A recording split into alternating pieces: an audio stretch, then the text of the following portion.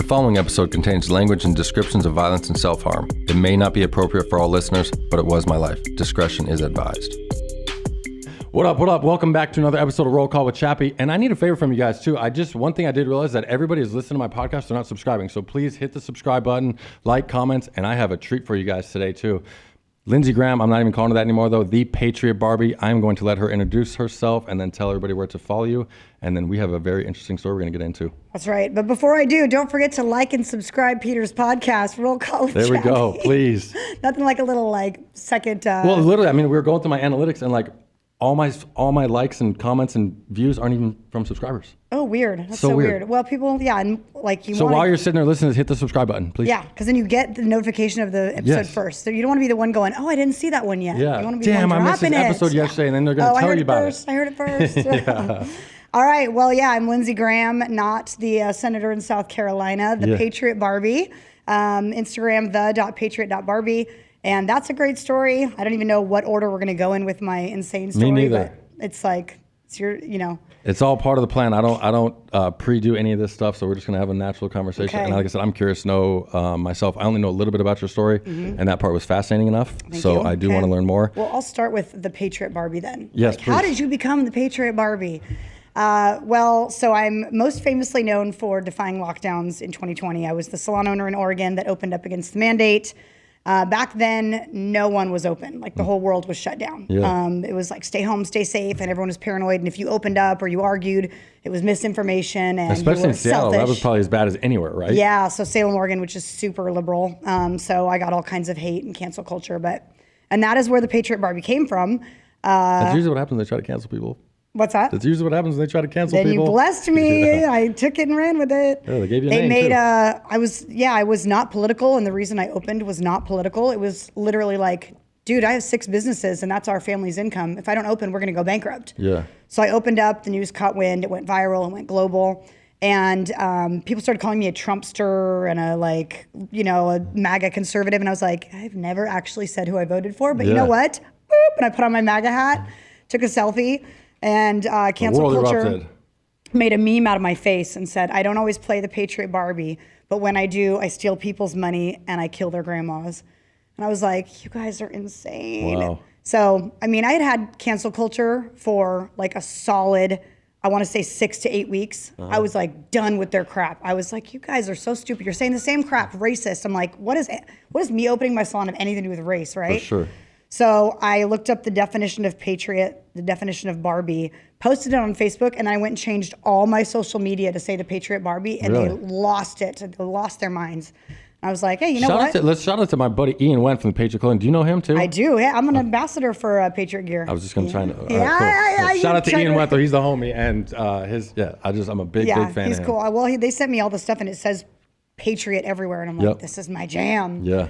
Yeah, so anything that says Patriot. But yeah, so I took it, ran with it, ended up moving out of Oregon to here to Arizona. I remember our first conversation. The night we met was at the Auto Car Club at a Josh Scott event. And you were like, remember, and you're like, you told me the whole story, and you're like, yeah, I moved down here. I was like, where do you live? You're like, Buckeye. I was like, why the hell do you live in Buckeye? And you're like, I didn't know anything was out, what was out here. And I was like, that kind of makes sense. Scottsdale's a little Congrats, you're the only person I know that lives in Buckeye too. Really? Literally. Oh, I'm going to introduce you. And I know a lot of people out here. I'm going to introduce you to someone else in Buckeye. That way I'm not the only one.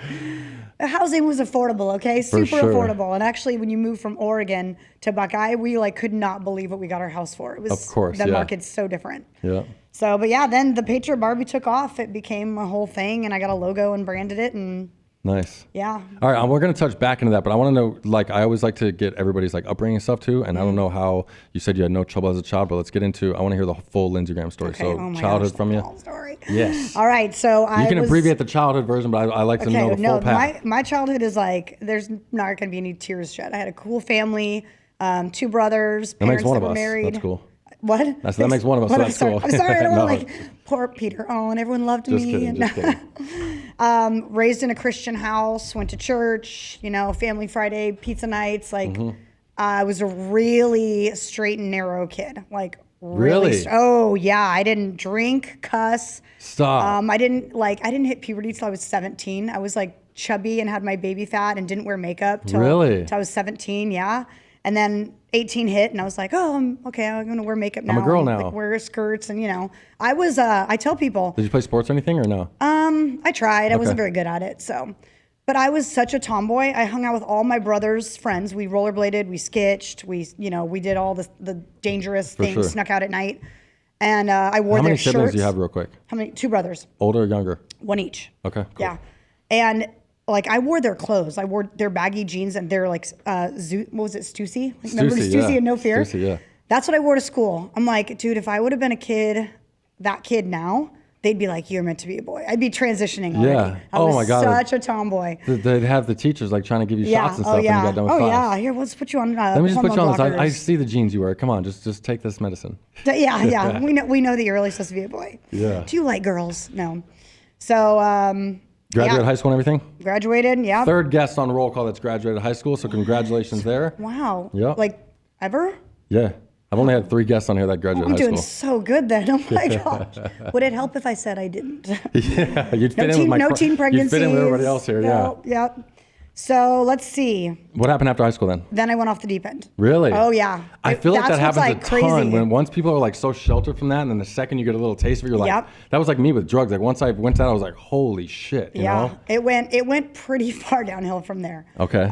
So just so that I don't like, I want to ruin the ending for you guys, but also so you don't get all distraught. I'm like good again. I'm a Christian and I love Jesus and I'm fine.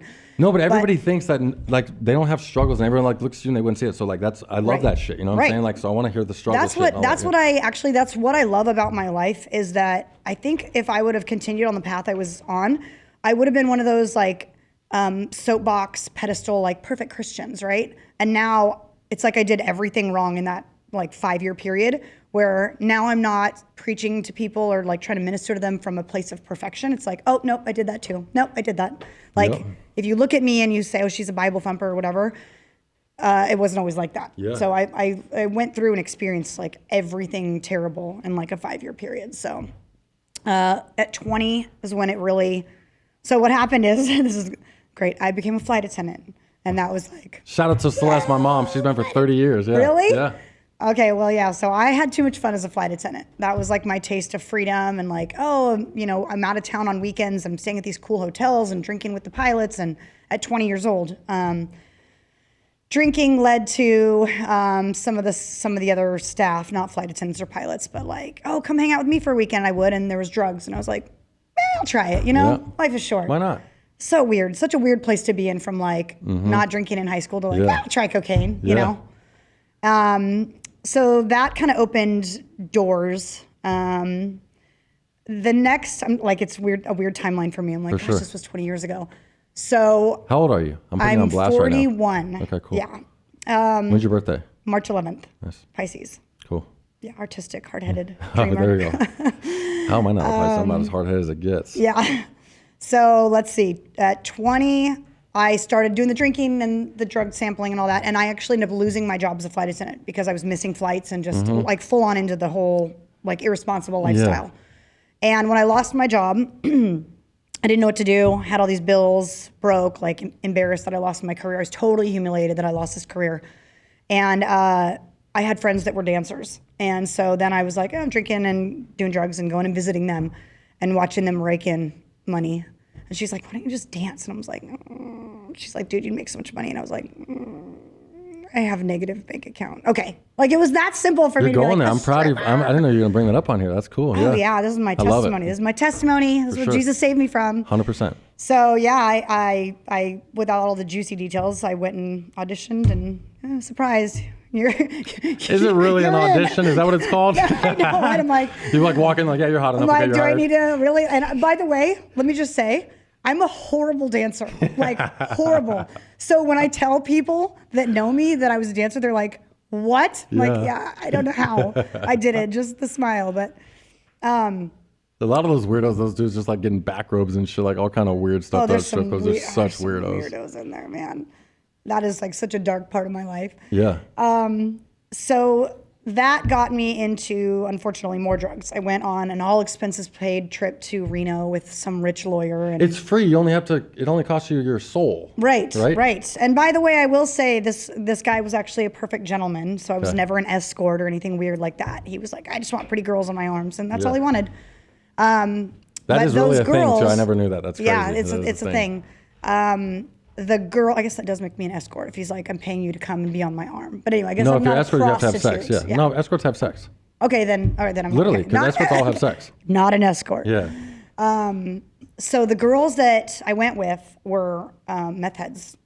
Like, I didn't know what that was. Is so bad. Yeah, so they were like, try it. And I was like, okay. They're like, what do they tell you? Oh, it'll last longer than cocaine. Like, okay. It's just better and stronger than cocaine. This is the worst part. It'll make you skinny. Like, you get so skinny. And I was like, oh, I need to be skinny. I was described it was just a party drug. Like, just trust me, you'll love it. That's literally what my buddy told me. Yeah, well, one try, right?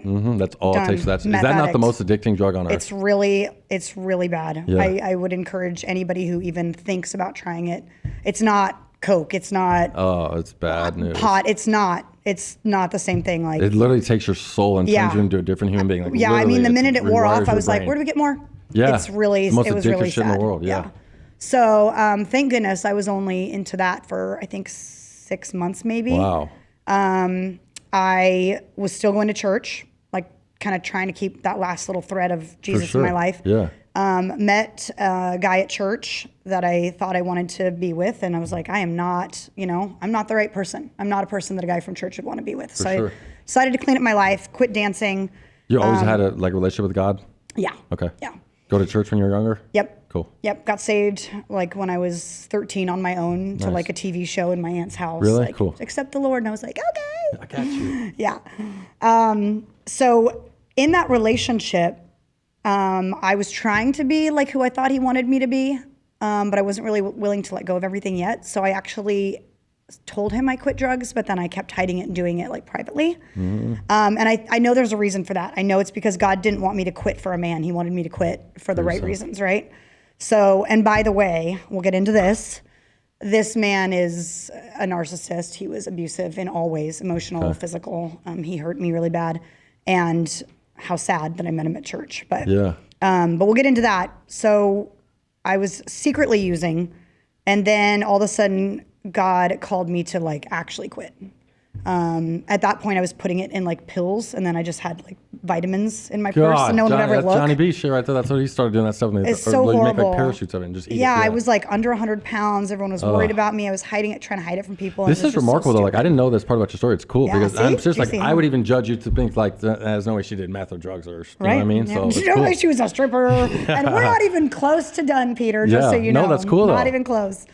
So then, I was working at a coffee shop because I quit dancing, and I was working at a coffee shop, and all of a sudden God was like, you got to quit. You just got to quit. I was like, oh man. Real quick, sorry, let me cut you off real quick again, because I want to know this. I'm new to like the whole God thing. Okay. So like I'm like dead serious. Like when you say God called you on this, like what happened? I know that's the weirdest thing when Christians say that. Like he spoke to me, but like he doesn't really like, Lindsey, quit meth, Well, some people say different stuff. So like what do you mean when you said he spoke to you? To me, it was like, it feels like an impulsive instinct. Okay. And when it goes against what you really worldly want to do, you're like, that's the Lord prompting me to do this. So something is coming over you. It's like, you need to quit. And I'm like, well, I don't want to quit. So I know that's not me thinking I should quit. And I know I'm hiding it. So what's the point, right? Cool. Yeah. And I'm in the coffee shop alone, just feeling like, I'm like tweaking out, and I'm doing weird stuff, looking for certain cars and just doing weird meth stuff.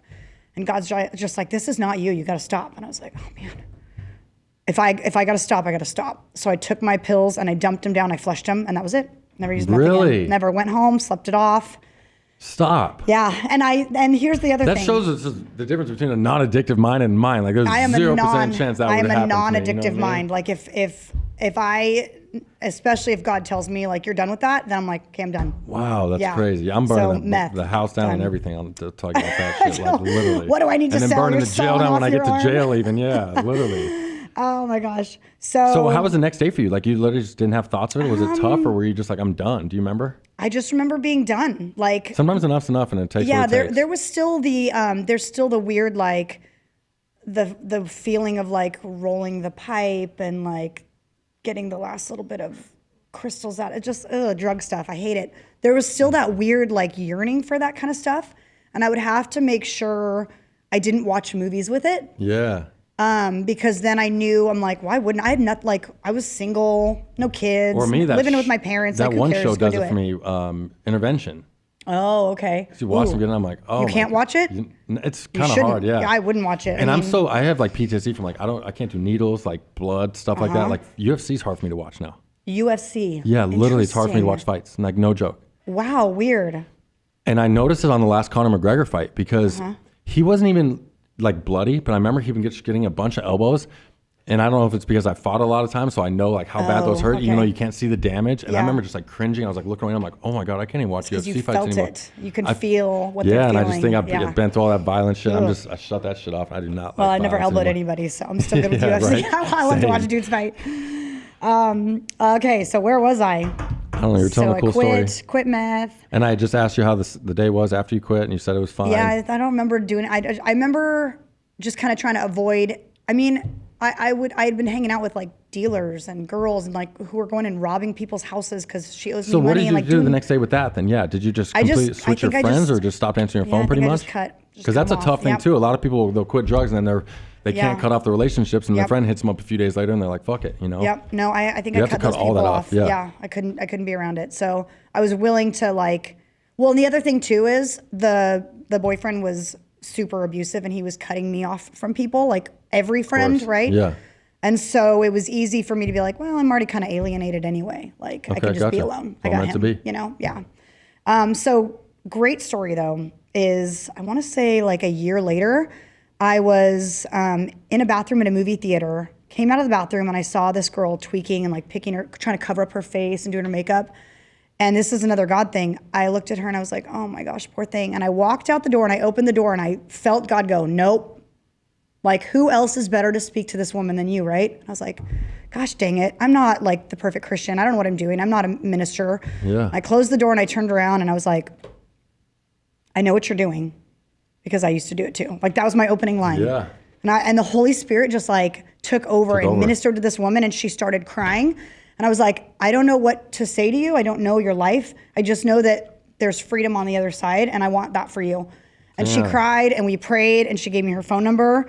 And 2 days later, this is like, I swear, if nothing else, it was just this woman. And I have no idea where she's at now. 2 days later, I called her cell phone and her mom answered. And I was like, I don't even know if I know her name anymore.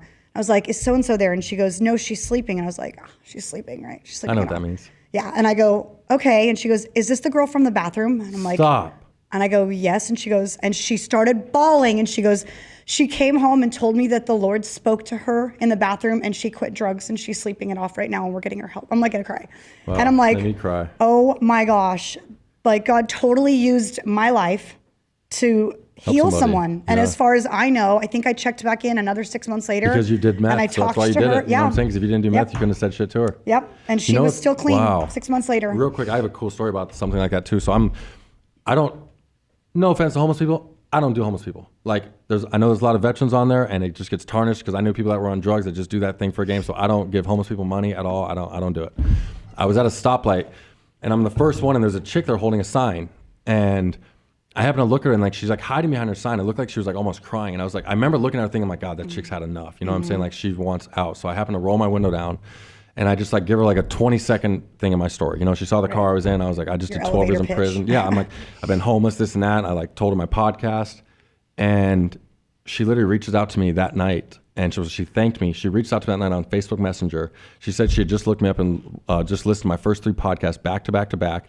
And then that she was going to go to this other corner where she had Wi-Fi service and was going to listen to the rest of my podcasts. And she was on parole. And the next day she put herself in treatment. Oh my gosh. She said that she goes, I was so done. She goes, I was just waiting for something to give me a sign. And I was like, I could just tell you were done. And I was like, I don't talk to homeless people. I've never done this in my life. And I could just tell them, like, I need to say something to her. Yeah, so she literally got in rehab the next day. Changing lives. Yeah, it's so cool. And by the way, I'm going to say, like, this is not social media stuff. This is all real life. I didn't post anything with that. Connecting with people. You know what I mean? Yeah. We save, I think, between you and I, we probably speak to a lot of people on social media and like with our podcast, but I think God calls us into those real moments with real people where nobody does talk to homeless people. I mean, I don't, for sure. I do what I can with nonprofits, but I'm like, I'm just not giving my money to a stranger usually. Same, because I know what they're doing with it too. But then I Yep. saw her and I was just like, and I was like, I remember thinking, like, what the hell could I say to this chick to get something to cook for her? You know what I'm saying? Yeah. In 20 seconds, like you're gonna lose her. Literally, when that's the light it. turns Yeah. green. And I never, and I was like, I'll show you the message after. Okay. So it was pretty cool man, too. I might maybe want to reach out to her too. Do it, please. Yeah. Okay.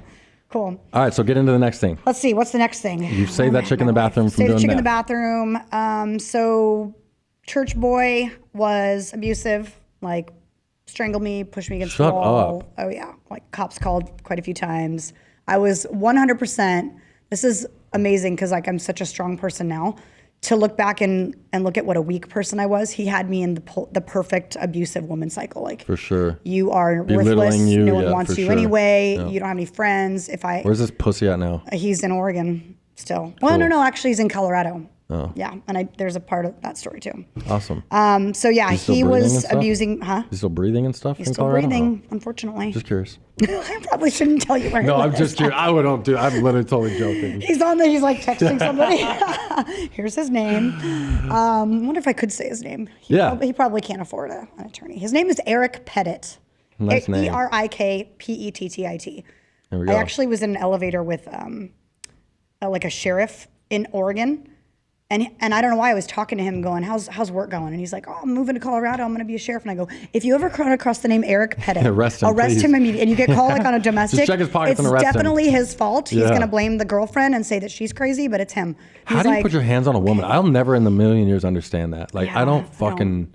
I don't either. I mean, and after Even you in prison, I do, felt bad beating up dudes that were little than me just because a woman is like... I felt bad beating up. I'm serious, yeah. You know, I would still sucker punch and Yeah. get over with quick, but I felt bad afterwards. Yeah, it's pretty rough. So I took it for 3 years. I don't know what I thought. I thought I really was a piece of crap because of course he was like, oh, you were a drug addict stripper. Like you're nobody. Mm-hmm. God thinks you're crappy. He always told me I wasn't a good Christian even when I got born again.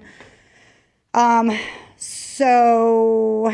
How'd you end that one with him? I got pregnant and he basically forced me into an abortion at 22. And he made the appointment for me on my birthday. That's nice. Yeah. Took me there, dropped me off, told me he was working all day, never showed up. I had to be overly medicated at the doctor because I knew like what I was doing and it was like killing me. So I got over medicated to the point where I couldn't even walk. Did it, got in the car because he showed up just in time to pick me up. So he was ironically working the whole day, but then as soon as I was done, he was done. It's weird. I swear he was sitting in the parking lot just waiting for it to be done. Yeah, he didn't want to be there. And when he picked me up, the nurses had to like lift me out of the wheelchair into his truck. He didn't get out to help me. You're kidding me. I mean, no, this guy's such the biggest scum, Eric Pettit. And Eric Pettit. The first thing he said to me was, I can't believe what you just did to our baby. You're joking. Oh, no. I mean, it was like... What's the reasoning for that even? Like, seriously? To make me... Just to make you just feel like shit even more? Just to even farther in the ground. You're a bigger piece of crap. I forced you to do this. I threatened you to do it. I mean, he threatened me with everything. Mind you, I am my own person. For sure. I should have been strong enough to say no. Looking back, I should have told him that I miscarried and like ditched and moved out of state. You know what I mean? Like I should have raised that baby without you. You were meant to not have a baby with that clown. I was meant to experience that because now that's one of the biggest things that I advocate for is life, is being pro-life and like what this does to women because it haunts me. I mean, I was crying about it this morning. It haunts me to this day. Yeah. I know that God's forgiven me.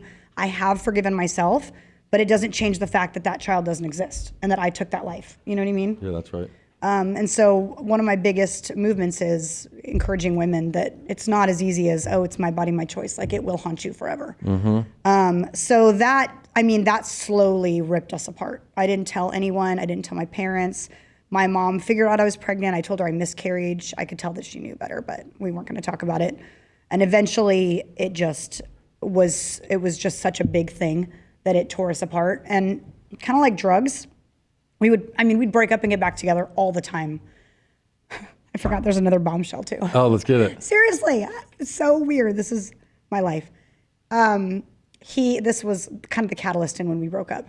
He was beating me up. he would do this weird thing where he would take my shoes, so I like couldn't leave the house. You're kidding me. Yeah, and I found out later that that's what he did to his next wife. Like he got married right after me, and the attorneys for her when she was divorcing him called and said, "Can you tell us something about shoes?" And I was like, "What shoes?" And then it all came back to me, and I'm like, he would take my shoes so that I would have, if I wanted to escape, because I would never hit back, ever. I would. How big was he? Probably your size. Really? Yeah. Yeah. Definitely not as tough as Not me, as though. buff. I And will as say tough. that. He's a little more squishy, but yeah. But he was big. He was a dude. Wow. And I didn't fight back because you're a girl. Yeah, because I'm a girl. I just would try to defend myself and say, just let me go. Like, let me leave. That's all I want to do. And I would think that I would leave and never come back, but I would always come back. So he took me we were at a gas station, and they had these little like keychain pocket knives. And he bought it for me, and he goes, in case you ever need to protect yourself. And I was like, okay. And had this pocket knife keychain. And one night he was throwing me against the wall and strangling me, and he took my shoes and he took my keys. And all I was trying to do was run and get my keys. And he wouldn't give me my shoes and he wouldn't give me my keys. So I finally got my keys, ran to the door. He slammed me against the door, and I was in this crouched position, realizing I had my keys, right? So I pulled out my pocket knife, and he lunged at me, and he either lunged into the knife or I moved it forward. It's all a blur. Yeah.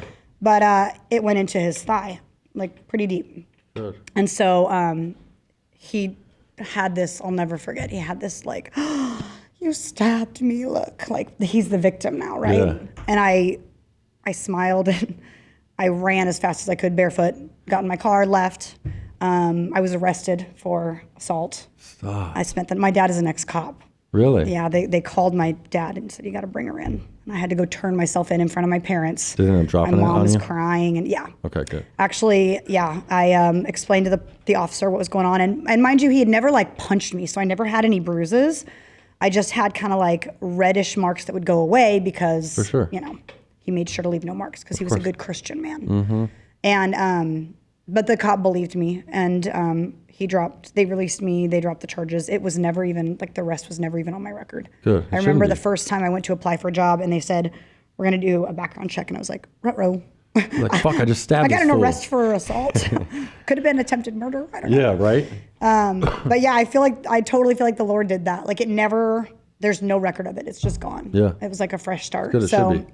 After that. What that means is that the grand jury just wouldn't indict you, so it just goes, it just disappears. Yeah. And I don't even think he was trying to press charges. I think they were just like, well, it's standard protocol. I think they just take you out of jail and then figure out what the hell's going on. Stabbed a man, so. So then finally, that was over. Believe it or not, I actually did like go back with him again, and him. You did after that? Yeah. Wow, it's so crazy. And then what was it about him? Because there's a lot of women who are probably in your same situation. What was it? It was the emotional high of believing that our love can overcome. Like, it's so good when you start dating someone, right? You go to dinner and everything's all Twitter-pated and like, oh God, yeah, like goosebumpy and butterfly. It was like that every time we'd get back together, because my mind would say, oh, we are gonna like be the 1% that gets past this. You're going to see what a valuable person I am, and you're going to love me, and we're going to get past this. You hear how fucked up that is thinking? It's so crazy. You're going to love me, yeah. Like, you're going to love, because like when I was away from him, I started going to a really amazing church. I gave my baby to God. I got born again. I gave my life to the Lord again. I even dated a really incredible man, like in between, that made me go, oh my gosh. And I was willing to settle for this dude. Yeah. But then somehow at the right time, he reached back out again. And I was like, am I just supposed to be with him? And now he's going to see what a good Christian I am. No way. And like, oh yeah, I was so mentally. Not to be like, too, I don't want to. No, I'm not offended. No, like, a lot of women go there for like his sex can just like ruin people. It's not even that. You just like, there's just something to it. No, it was an emotional, like, how romantic is this going to be that we're going to have a story someday that we overcame? I stabbed him and he found me later. A stabbing and an abortion and an abuse and like a broken off engagement. I mean, it's Robin's like, over there looking like she wants to fight somebody. There you go. You're welcome. Here's your appearance on my show. Robin's like, I thought this chick was like going to be a boring guest. Yeah. But yeah, it's hard to look back now and go, what the hell was I thinking? Yeah. Because now I'm like, oh, never. You even look at me wrong, I will like dominate you. But again, I think I was supposed to go through all of this stuff to be like, who I am today. Yeah. It made me stronger. So the great story is, and by the way, everybody, this is all in my book if you want to read my book. Oh yeah, give shout out to your book, seriously. Targeted: One Mom's Fight for Life, Liberty, and the Pursuit of Happiness. Because this gets displayed to all the inmates on over 1 million tablets. So if it's a good book, maybe their mothers or dads or loved ones can send you the book while you're in prison. You can read it. You have plenty of time. I've heard people read it in like 24 hours. Oh, there you go. They say it's really good. Nice. You know the author or anything? She's so cool. Yeah. Badass girl. Stabs people and stuff? Stabs people. The Patriot Barbies. This is going to be like the 1 30-second clip that the liberal news is like, by the way. Oh, we're going to get that. Look, she even stabbed somebody. Yeah, this is who the Patriot Barbie is. Yep. I can see the meme right now. Oh, dude. I don't always play Patriot Barbie, but when I do, I stab people and smile on the way out. Yeah. Oh, my gosh. So he got married to a girl that he met online, of course, because if she knew what she knew, For sure. she would never. And 3 kids into their marriage, he was pulling the same crap. And she finally reached out to me out of nowhere. So I'd been gone from him for 15 years. No way. It was like a thing of my past. And I got a message from her on Instagram or Facebook that said, I need to ask you about Eric. Did you ever experience any abuse? And I was like, excuse me? No way. So I had this whole conversation with her and found out that, he's been abusing her for 15 years, 10 years, whatever. Jeez. And she asked me to come to Colorado and testify against him in court because she was showing a series of abuse. Because, of course, he was playing the card that all abusers play, which is she's crazy and she would do this. And he'd get you to do crazy things because you're so mentally deranged at that point. I was seriously mentally deranged when I was with him. I did the most horrific things. But he'd get you to the point of so much... what's it called where they tell you something? Gaslighting. Yeah. Like I was so gaslit. For sure. And she was so gaslit that you would do these psycho things. And then when the cops showed up, he could say, she did this. And you're like, well, I did do that actually. Yeah. So every time the cops had been called, she was like, she was the perpetrator. He was so good at smooth talking. So anyway, I went to court and testified against him. And that was... How good did that feel, honestly? So good. I actually took a picture in the bathroom beforehand, and my eyes were sunken in and dark, and it's like I had lost 20 pounds overnight. I couldn't sleep the night before. I was just like, I'm going to face him. I'm going to tell my story. He tried to reach out to me before I testified to try to manipulate me. Like, hey, I read your... the whatever you give to the attorney beforehand. I read that and I'm just really confused by your story. I just don't see things the way that you do. I'd love to talk to you. And I was like, oh, what a sicko. No. You like the fact that you think I'm still that weak, huh? Do you know what he does for work or did? He was a contractor. Now I actually think he works for a company. So I'd love to see them find out who he is. Yeah, hopefully one of them listens to my podcast. Yeah. Eric Pettit. Yeah. So yeah, I went and testified, and when I got out, it was like life had been restored again. Like I finally got to tell my story in a court and say it loud, and that little and move on from that for good, huh? He never looked at me the whole time. He did this the whole time I testified. He didn't watch me come in. He didn't watch me go out. What a pussy. He kept his head down. I looked at him the whole time. I thought he wanted to talk to you. Oh yeah, I know. Why don't you want to talk now? Yeah.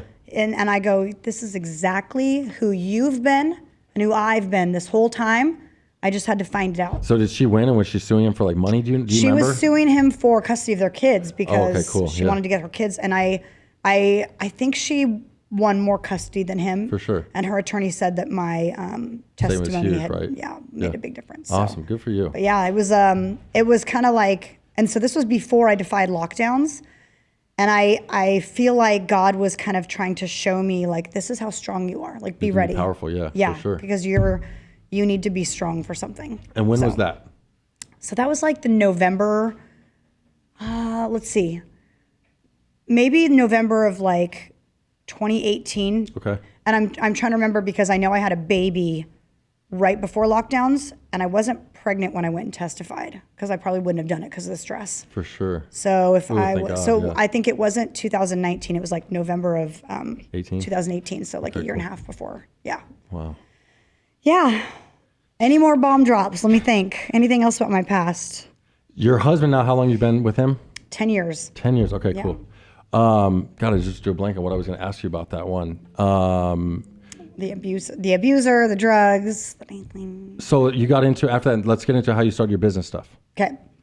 Started a hair salon, so you had a few businesses out there. You're an entrepreneur. Yep. So we had 6 businesses in Oregon.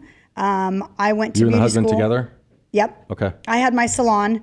It was. What was he do? What did he do before? Was he like a jack of all trades guy or something? Yeah, he's an like entrepreneur too. Like yeah. So we had 4 tanning salons, and he would run those. Okay. And then we had just opened a gym right before lockdowns. Put like everything into it in another city in Oregon, and he was basically running that too. And then I was running my salon.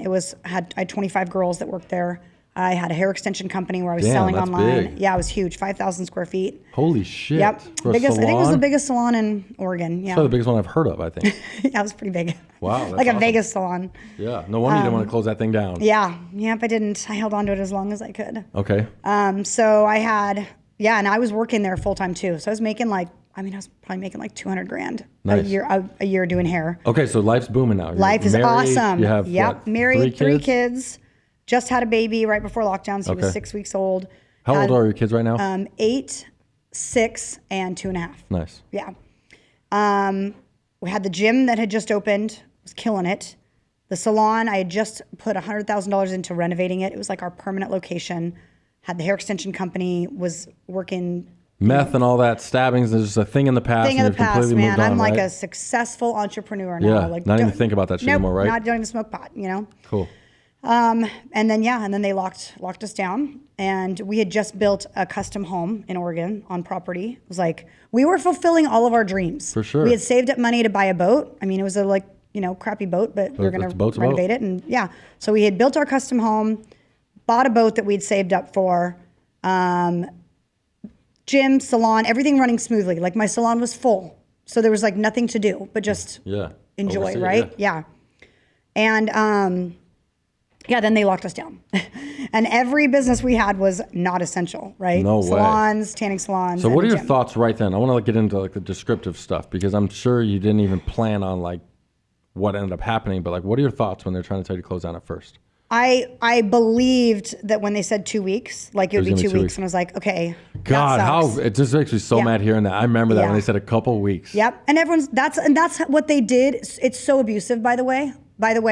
The government is the abuser. Oh, for sure. And we are the abused. 100%. Like they gaslit us, they lied, they made us fat, weak, lazy, ugly, unhealthy. Angry. So that we would hate ourselves. Angry more than anything. I was fucking an angry dude. Yeah. I still am about it. And not strive for anything. Like right? I literally Obedient. go to the grocery store last night and there's 2 people wearing those fucking things on their faces and I literally like want to fight them. Like I'm like, I literally want to be like, dude, when it the fuck is enough gonna be enough for you? Yeah, you're perpetrating something that no one else like literally. anymore. And the dude had it like over his eyes. You could barely even see his eyes. I'm like, dude, you are absolutely kidding me with this. And what I just wonder what those people are like at home. Yeah, like still believing. Or what do you do at home?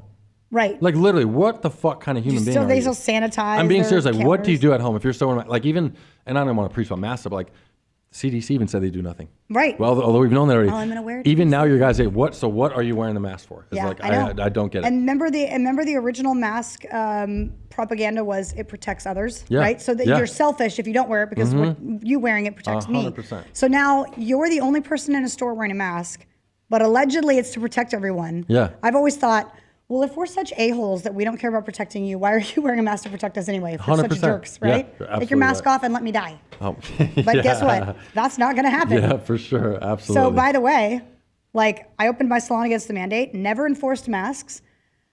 On the news, they were like, for one, have never worn a mask in my life, and I've never got COVID. And I when I was working in the car biz, I tried to catch COVID. I'm not even joking. I wanted 2 weeks off of work. My brother and his wife had it. I literally went over there and hung out with them and tried to catch it. I could never catch it. Didn't get it. No. Oh, that's insane. I wanted 2 weeks off of work. You know why? Because, and then seriously, it was at the end of my job, and I was like plotting like my leave from the car biz, and I was like, let me just get COVID and I can take 2 weeks off. I'll still get paid. And then I can like with that, and then that 2 weeks, I'll plan enough to where I can dip after that. Oh my I'm out. gosh. She's like, I've got my whole life laid out. I was literally trying to catch COVID just to quit my job. All I have to do is get COVID. Yeah, all I have to do is get COVID. You go licking people's I should have got vaccinated and then I probably would have got it. You should have worn a mask and then you would have gotten it. You seriously would have because you would have been suppressed. Yeah, I never enforced masks in my salon. Never wore one. Never made anyone else wear one. I knew we were going to get into politics on this show. Didn't sanitize anything the way I was like, we're extra sanitizing. For sure. I don't even use the hand sanitizer more. I literally, COVID didn't change anything I did whatsoever. No, me neither. No one got COVID in my salon. Yeah, I got me kicked out of a few gyms, but that's it. You know. Yeah. Oh yeah. Oh, that's. Me and Sean That's Whitman a both badge banned. of honor. We're both banned from Lifetimes. I'm banned from Mountainside Fitnesses too. Seriously? Yeah. Lifetime, that's my gym. They Yeah, enforce it masks. was mine too. Dang it, I don't like to support people like that. But anyway, I got kicked out of a bar. They pulled me off of a bar stool onto my knees because I wouldn't wear a mask. No way. I was pushing the rules though. They were like, you can't, you have to wear a mask if you're sitting, unless you're drinking, right? Or you only have to wear it when you're like up and moving around. If you're sitting cross-legged, you don't have to wear a mask, but if you have your legs straight, you have to wear a mask. Yeah. So they said there was no dancing on the dance floor because COVID. So I'm on the dance floor and I pulled up a bar stool and I sat on it. And I started like dancing on the bar stool with a drink, right? So I'm like, all of these things mean that I'm allowed to have my mask off. Yeah. And they were like, we've had enough of you. Stop. I was like, what am I doing wrong? I'm following your rules. These are your rules. You're pushing it. And I'm like, but that's not the point. I was not nice about the mask thing too. No, me Like neither. I like made amends to people like after like that night. Like I'm like, even at Lifetime, you tried to tell me to put a mask. I'm like, fucking don't talk to me. Like literally get out of my face. That's what I say. Did you go make amends to them? Hell no. Fuck that kid still. Literally. He got in my face. So I'm doing lat pull downs. Like literally was like this with his mask, like literally 3 feet from my face. He worked there? While I'm working out. And you're like, hey, 6 feet. I was like, hold on, let me finish this set real bro. quick. I'm gonna rip your face off, dude. You know what I mean? You're like, what were you saying about a mask? Yeah, literally. No, and but yeah, so I got in just like a little argument with him, and then a couple other dudes come in, like I'm like talking bad to this little kid, and end up. They deserve it. Yes, I mean, 100%. honestly, okay, this is really, really harsh, but everyone's like, they're just doing their job. I'm like, well, then they should stop doing their job if they don't believe in it. Yeah. If your job is tyranny, if your job is to harass people about something you don't know anything about, you should quit. Oh, and that's my thing. And you I've should always put said everything else aside and stop what you're doing. Because if you don't believe in what you're doing, I'm just doing my job. Owner and GM would tell work. the same thing with masks. I'm like, there's not a chance I'm ever in a million years going to tell anybody to put a fucking mask on. Never in my life would I do that. I don't give a shit. You know what I'm saying? And that's how it was. The problem with this whole scene the last 2 years has been about people not wanting to risk anything to do what's right. Yeah. Like I've had people in stores be like, I know, you just wear it for now. I'm just trying to do my job. I go, who cares? You little sissy lala. Yeah. Like you don't believe. I got kicked out of SHOT Show, the gun show in Vegas. Really? Because I wouldn't wear a mask, and they kept coming to the booth and saying you need to wear it, and I go, I'm not wearing it. She goes, I'm gonna tell you, if I have to tell you one more time, you're gonna get kicked out. Are you gonna wear it? And I go, no. She goes, I'm gonna kick you out. I go, okay, but like you don't. There's a line, and you're trying to make me cross it, and there's nothing I'm willing to give up for you to force me to do this, and that includes getting kicked out of SHOT Show. For sure. And the cop, he's an ex-cop, pulling me out. He goes, listen, I get what you're doing. I believe in what you're doing. Like I agree, and I go, that makes it worse, then what are you dude, because doing, you're bro? escorting me out for doing something that you should be fighting for with me. 100%. And he goes, I can't wait till this crap is over. And I go, well, guess what? It's only gonna be over because of people like me. You're welcome. It's gonna keep going as long. Yeah. Oh, and I gave him a book. No way. Oh yeah, I go, you need to read my book. And he goes, will you sign it? And I was like, I signed it. I'm still a good Christian. I signed it, gave it to him. Like, I hope you get saved. All right. But yeah, I'm like, man, I get so mad about people that like, dude, if you're wearing a mask because you believe in it and you're a sheep, I feel less mad at you than if you're doing something that goes against what you believe in. Yeah, you're right. You know what's crazy I thought about the other day, who I feel really bad for, is the inmates in prison. Because let me tell you why. Tell me. All we get on there is the local channels, ESPN, ESPN2, BET, and CNN. Ooh. So everybody in prison right now is going off of CNN and thinking what the world is like. I used to watch CNN religiously in there because it's the only thing you get news from. That's what we thought. They're gonna None get of those out. people know. What? Literally. So I was thinking about that. I'm like, oh my gosh. I'm like, if I was in prison, I probably would have believed in COVID and stuff. So they think that like World War III is actually happening out here. Yeah. Literally. Pretty close. I mean, we're pretty close to that thing too. Yeah. Okay, so let's get into the lockdown stuff. How did you finally decide that you weren't going to close down, and then what happened? And okay, so 2 weeks. the descriptors too, because you were doing a little radio shit. No. Like you were fucking directing traffic when it got pretty bad down there, weren't you? Like when Antifa was getting crazy. Oh yeah. So 2 weeks turned into 4, turned into 6, and Shelley Luther was. I think she was the first American to reopen against the mandates publicly. She was the blonde salon owner in Texas. Well, I like blondes. And you'd love her. She's adorable. I think she's married. Are we looking? Are we, No, okay. no, I'm just kidding. If you're blonde out there, and any you don't blonde, wear masks, DM Peter Meyerhoff. Robin hides her hair. She's like, I'm bald. I can hear the razor. And I guess Peter's going, I still see some. Yeah, right. Okay, that was inappropriate. No, we're good. So 2 weeks turned into 4, turned into 6. Shelley Luther had opened, and I was like, why is no one supporting her? And then I was like, I'm being such a hypocrite, you know? So I decided to open my salon. I didn't mean for it to be public. I just seriously was telling myself, if we stay locked down, we can't pay our mortgage. We're going to have to sell our boat. Like, we're going to have to sell things off to survive when previously we were fine. And nobody chose, like, somebody chose this for us. I didn't choose this. And I started to get really mad. And so I said I was going to open. I posted it on a group in Facebook called Reopen Oregon, I think. And I didn't realize it was public. So people started sharing it, and the news started reaching out. And I was like, okay, well, I need to tell them why I'm opening, because someone needs to speak for business owners. For sure. Employees are getting paid. They're getting unemployment. I wasn't getting unemployment. Yeah, you're right. We weren't getting PPP loans. We were actually dwindling our bank account to the point where I would never say like our children were starving or they were going to starve. I'm just saying if I was in that position, imagine people in lesser positions. Sure. When you don't have money in the bank, how do you feed your kids? Yeah. Seriously. And so I decided to open. It went public. As soon as I did, immediately the government agencies started coming after me. OSHA, Oregon Health Authority, City of Salem, the governor's office. The police never came after me. I'm really excited to share that. Yeah. I was told I was going to be issued a $70,000 fine. I was investigated. How much are you thinking then when they're throwing those numbers out there? Are you thinking, fuck, is this not worth it? Or are you, like, be honest, were you thinking like maybe I'll throw in the towel? Like, yeah, I mean, because if it goes bad, it could go bad for you. Yeah, I mean, I don't have $70,000. 100%. The reason I'm opening is because I need money. Because you need money, so, yeah.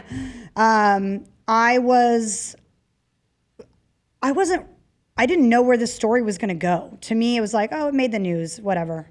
How unexpected, kind of. I don't know what I was thinking. Shelley Luther was on the news, right? So I should have known, like, I'm going to be on the news. But the $70,000 fine was threatened to me before I even opened. It basically was like, I'm here. I'm going to issue you a citation if you open. If you stay open, it's going to be $70,000. Well, then I didn't go public with that information. It got out somehow. I don't know if I went on Facebook Live and then everyone shared that. I don't remember. But it got shared and someone opened a GoFundMe, and then immediately like the donations started coming in. And to the tune of where I knew like I need to do this. And even if I don't get 70,000, maybe I will. And I don't think I'm gonna get that fine anyway. I don't think anything that they're doing is right. I think it's all a bluff, you know? And so with seeing people donate, it made me want to fight for them. And there's a clip in my sizzle reel, which I think you're gonna play, but where it says, I was doing this for me and my family, but now I'm doing this for you. And I said that after I had seen the GoFundMe go in, because I was like, people are counting on me. Literally. This is so random. They're counting on me to fulfill this. And the messages I was getting were, I know 70,000 is a lot, but please don't close. I mean, I don't have the money for you, but please don't back down. Please stay strong. And I was just saying to myself, oh my gosh, I am in this very unexpected position where if I shut down, I disappoint these people, but I also tell the government, oh, I can be bullied into submission, which means anyone can be bullied back into submission. And so the more the threats came, the more I realized you're trying to see where my breaking point is. And now I don't have one because you've made me angry enough now. You've started a war that I guarantee I'm going to win. And I'll even argue at this point, the shit you did before, all the bad stuff, helps you out on this because, and I tell people this all the time, like once we can turn on all that bad shit, we've been through so much shit, like the new shit don't faze us really, you know what I'm saying? And it helps us out in all the new ventures. And I look at the government. So you doing the meth and stabbing people before helps you out to, thank you. Do this, I've stabbed people before. You think I'm going to give in and shut my salon down? I can't believe we're sitting here and she stabbed people and I haven't technically stabbed people. How crazy is that? I'm the winner. I did a lot more podcast. damage. That's what I used to say. I was like, I don't need a weapon, trust me. Oh my gosh. Oh my gosh. It's so true though. I look back and mind you, at this point in my story, I wasn't comprehending all of this, that like, oh, my whole life has been preparing me for this. I still just thought this is a small portion of my life. I'm going to fight the government and then I'm going to go back to doing hair. I need to do this, yeah. But the opposite happened. The stylists were so afraid of what was happening to me. They started leaving like in droves. The girls that I'd worked with for 5 years, 10 years, loved me, supported me, just slowly would pack up their things and be gone. Like just left me in the dust as I was fighting for them. Yeah, so discouraging. And before I knew it, I was in the salon by myself. Like I had a good friend And the government agency at the time, I think it was Oregon Health Authority, was saying, if you stay open and you stay operating, we're going to take away your license to do hair permanently. And I had one of my best friends crying and saying, I can't risk this. I have a baby at home. I have a family to provide for. I have to go work somewhere else. She would go work at a salon down the street because it was in a different county. And my God. And the governor had opened up that county. So everybody 20 minutes down the highway could go work, but not us. Not the Patriot. Oh, so, wow. Yeah, so not the Patriot Barbie. So the stylists were packing their stuff up and going, I'll come back, but right now I can't have the state threatening to take my license. And she's crying and saying, Lindsey, and I'll never forget this. She's crying and saying, Lindsey, I have watched you build this from the ground up. You are at the peak of your career. Please don't do this. Please don't keep fighting because you're going to lose everything. And I can't watch you do that. And I looked at her and I said, I am not going to lose everything. And then I lost everything. But in that moment, I wonder if someone would have told me, just so you know, like a little birdie, just so you know, if you do keep going, you will lose everything. What I would have done. For but sure. I was in the mindset, and I think this was a protection over me of like, oh, this is just nothing. I'm going to fight this and then everything's going to go back to normal.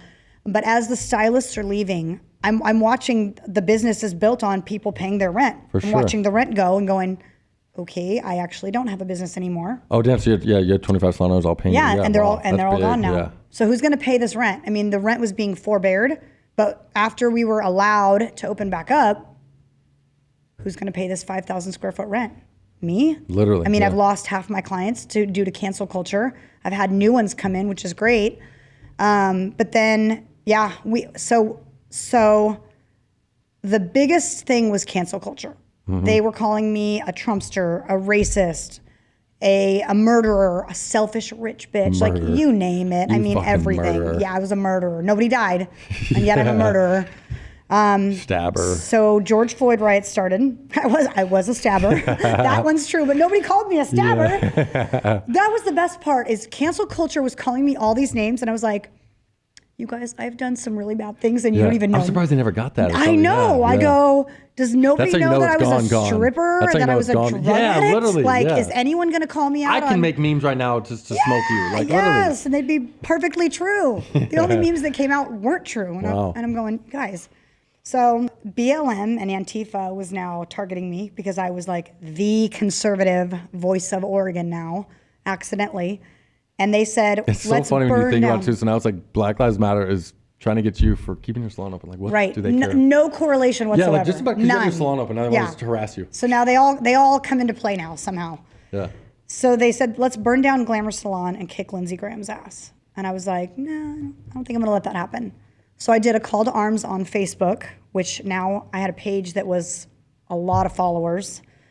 And 400 Patriots showed up outside my salon.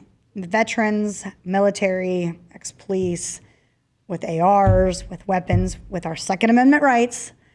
And we stood like a military outside of my salon, wrapped around all the glass windows. I was running ops, sending men to other stores that the stores were calling me saying, I'm not there, can you protect my business? Yes. So we had the whole downtown Salem covered with weapons and men and women and just people saying, you don't have a right to terrorize our city just because of George Floyd, you know? Yeah. And so then I got really canceled. Then I got called the white supremacist, the white nationalist. There was a petition started to revoke my business license. 80,000 people signed it because I'm a threat to the community. Yeah. Just like they got 80 million votes. Yeah, exactly. It was all of Biden's voters. Yeah. Yeah, I mean, I got death threats. My kids were getting threatened. Is that why you finally decided to come down here? That is. So exactly what made that move, and how did that all transpire? We had zero inkling to move out of Oregon ever in our lives, but all of a sudden, it was like one of those situations again where I was just so beat up. I had been taking the hits. Just want a fresh start. 6 businesses. Each of them had a social media, a Facebook, an Instagram, a Google. Hundreds of thousands of people messaging each of those businesses every day on every platform, nonstop, for like a week. I would just wake up and someone would change my Google places and they would change it from a salon to a public restroom. Like there'd be a new meme about me. There would be 200 new 1-star reviews on my salon. It was just like taking the hits over and over. I was exhausted, absolutely exhausted. I needed to be exhausted for 2 days. And then that's about how I work. And then I'm like, all right, let's fight back. And that's when the Patriot Barbie thing happened, where they made a meme. And I was like, all right, I guess I'm the Patriot Barbie. This now. But we were now talking to our gym partner, and he was like, you got to sell me the gym. Like, it's not going to succeed as long as your name is on it, because they were canceling their gym memberships because I'm a white nationalist. All my stylists left. The tanning salons were being canceled, getting 1-star reviews. That was a franchise. The franchise owner was like, oh my gosh, what's going on? But he totally supported me. Yeah. Just trying to figure out how to maneuver, like, I support you. How do we protect the other businesses, the other franchises? So my dad lived in Arizona. My mother-in-law, who I adore and is my biggest supporter, she wanted to move to Arizona. And she came over and she looked at me, and I was just this like beaten down woman. I had no spunk, no energy. The light had gone out. Took the life out of you. Oh yeah. And she said, I think you guys need to move to Arizona. And I actually had my head down, trying to just figure out, like, what is my life now? And I looked up at her and I go, yeah. And I looked at Scott and I'm like, let's go. And he goes, okay. And I'm like, I'm serious. Let's go. And he said, I am too. And I called my realtor the next day. Shut up. Yeah. I mean, it was just that. And I want to say, like, oh, the Lord told me. But mind you, okay, between I'm a great Christian as a kid, now I'm a meth addict, stripper, now I give my life to the Lord again and escapes this abusive man. Now I had just kind of become like I love Jesus, but we don't even have a home church. I didn't pray about things. I was just kind of living my life. At no point during the lockdown defiance or the reopening the salon or anything did I ever say, the Lord called me to do this, or I felt God prompting me to do this. I did it on my own, but I know that it was God's plan for me. For sure. And so at that same time too, when I felt us saying, like, let's just move to Arizona, it again wasn't, Lord, should I move to Arizona? It wasn't God saying, I've got a new life for you, move to Arizona. It was just another action, just like opening my salon, where I just said, let's go, let's do it. We got to get out of here. Yeah. Like fight or flight. And the goal was flight. Damn, so you moved with 3 kids and everything all the way to here. Wow, that's crazy. We sold our house. Who'd you get involved with out here first? Because you're pretty connected out here. Like, who did you first meet up with out here? Don't give any shout outs, but like. Well, I mean, Carrie Lake was one of the first. Okay. She had already announced she was running, and I had connections to her team somehow. I was going to do a Back the Blue event. I think she was one of the biggest figures that I met early on that made me. She's so awesome. She's amazing. She's a strong woman with a movement in Arizona. And I think that connecting with her made me realize, I think I actually know, you know what? I just remembered who it was. I had moved to Arizona. I hadn't told anyone I moved to Arizona. I was trying to keep it quiet because the media was following me. And so was Antifa. They were sharing everything about me online. And someone sent me a message on Instagram and said, I just came across your story. Thank you for fighting. I'm a flight attendant in Arizona. If I ever make it to Portland, I'd love to treat you to a glass of wine. And something in me was like, I'm going to tell her that I live in Arizona now. So I messaged her and I said, I haven't told anyone this, but I actually live in Arizona. And she said, I want to invite you to an event. And I go, okay. And then I got all worried, like, is this like an MLM event? Or you invited me to a Mary Kay meeting? And I was like, what is it? And she goes, I can't tell you yet. And I'm like, oh man, what am I doing? Well, she couldn't tell me because it was a political event and there were some big political figures that were going to be there. Nice. And so I ended up, she finally sent me the invitation. She said, you're a guest, by the way, because this was like a $10,000 a person thing. Wow. And I showed my husband, I go, look what we're going to. We didn't know anyone in Arizona. No one knew we moved here. Wow. And I showed up and it was Sheriff Lamb. Didn't know who Sheriff Lamb was. No Took way. My picture with him and I was like, I guess he's a sheriff. And then someone goes, he's the sheriff. I know. And now I have a picture with him. And it was like the first month I lived here and I had no idea who he was. Yeah. And people I got fangirl for him. Like if I'm ever with him, like I'll have buddies text me like, I want to come get a picture of someone. I'm like, dude, we're 50 minutes away. He's like, I don't care. Will you take a picture with me? I was standing with him at the Trump rally on Sunday, and there was this whole slew of girls in line. They didn't want to get out of line, but they were like, Sheriff! Yeah. And I was like, oh, do you see them yelling at me? He's like, oh, he's such a stud. Yeah. But yeah, so that was it. This random follower on Instagram had invited me to a political event. Martha McSally, Sheriff Lamb.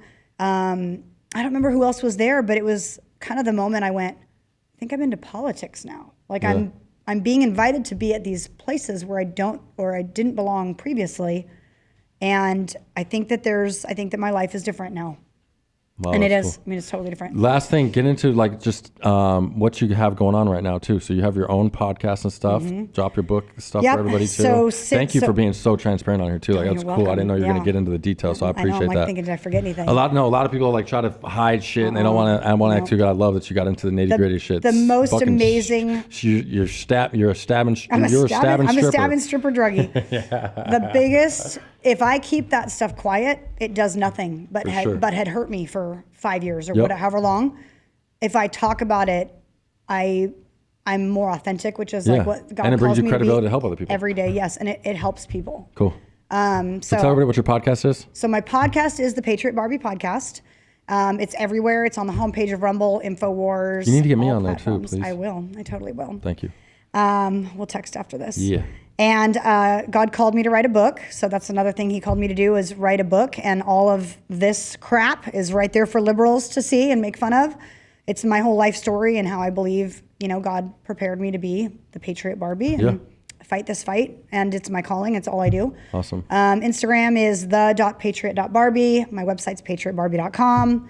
And I'm coming out with a merch line too. Awesome. And I've never announced that. There we go. It should be coming out in the next, let's see, how long will it take? I don't know, let's say a month just to be safe. Nice. But Are you doing Crown of Country apparel. Oh, nice. Awesome. Yeah. Jesus in America. Well, thank you so much for being here. And thank you guys for tuning into another episode. But go give her a follow and reach out to her. I'm very grateful for this one. This was awesome. So thank you again, Lindsey. You guys have an awesome week. Tonight, a Salem salon plans on defying the governor's coronavirus orders by reopening for business. I'm risking going to jail to do it. That's how important it is to my family. So I'm going to walk you guys through the timeline of what the government has tried to do to me in the last 10 days. OSHA came into my salon and informed me that they would return the next day. If I didn't comply and shut my doors, they would then issue me a $70,000 citation. And if you can possibly believe this, Child Protective Services showed up at my home. 2 government agencies now weaponized to go against a stylist simply because she wants to work. She decided to open up her business despite the orders to shut down. I had a right to feed my children, I had a right to feed my family, and I had a right to work. She was one of the first business owners to take a stand. Salon owner is suing Governor Kate Brown for what she says is a violation of her civil rights. Everyone's job is essential, not because of what we do or how we do it, but because it's the way we make our living. You say that our government doesn't have the right to take away our ability to earn a living. Having Kate Brown personally sick her agencies on me and harass me and bully me, she's way out of her league, and it's time that someone told her that. Lindsey Graham, you're not out of yours. Yes, I'm doing this for me and my family, but I am doing it for you now too. Lindsey, also, you've got the nickname now online as the Patriot Barbie. Thanks for listening. If you enjoyed the show, please subscribe wherever you get your podcast and leave us some feedback. We would love to know what you think. You can find everything discussed in this episode and more in our show notes below or petermeyerhoff.com. I am Peter Meyerhoff, and you've been listening to the Roll Call with Chappie podcast.